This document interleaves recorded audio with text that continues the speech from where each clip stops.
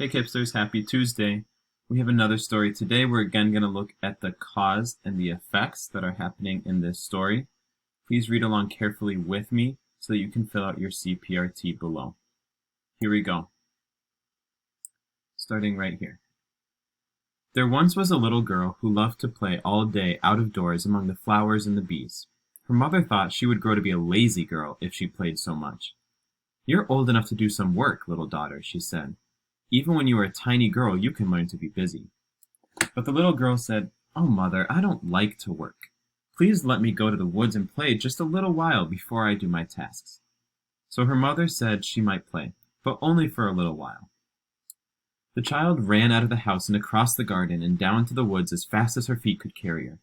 As she hurried on, a red squirrel jumped across her path, and the little girl said to him, "Red squirrel, you don't have to work, do you? You may just play and eat nuts from morning till night. Isn't that all?" "Not work?" chattered the red squirrel. "Why, I am working now, and I worked all day yesterday and all the day before. I have a family living in the old oak tree, and I must store away nuts for the winter. I have no time to stop and play." Just then a bee came buzzing by, and the little girl said, "Little bee, do you have any work to do?" "Work?" buzzed the bee. "Why, I'm always working, gathering sweets and making the honeycomb for you. I have not time for play."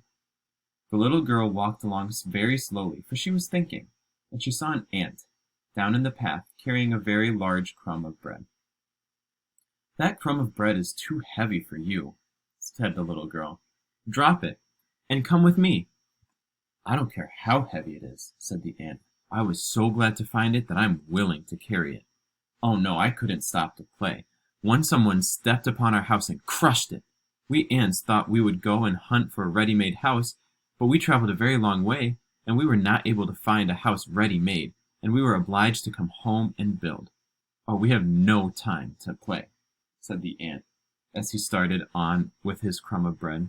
So the little girl sat down upon a stone, that she might think better, and she said to herself, "The creatures all have their tasks to do, but I don't believe the flowers work.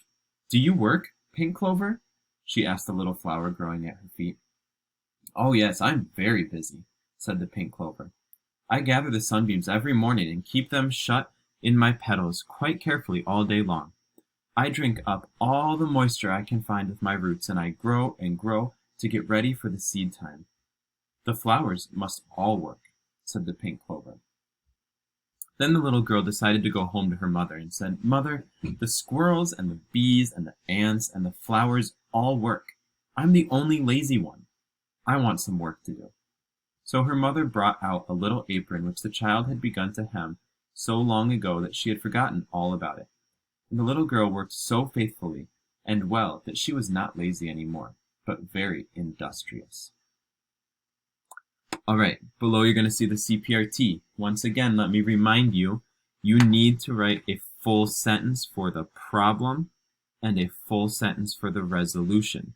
That means a capital letter and a period in order to get full points on those.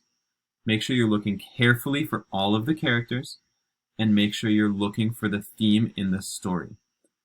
Hint, usually the theme will be really clear right near the end of the story. So try and look there. Good luck.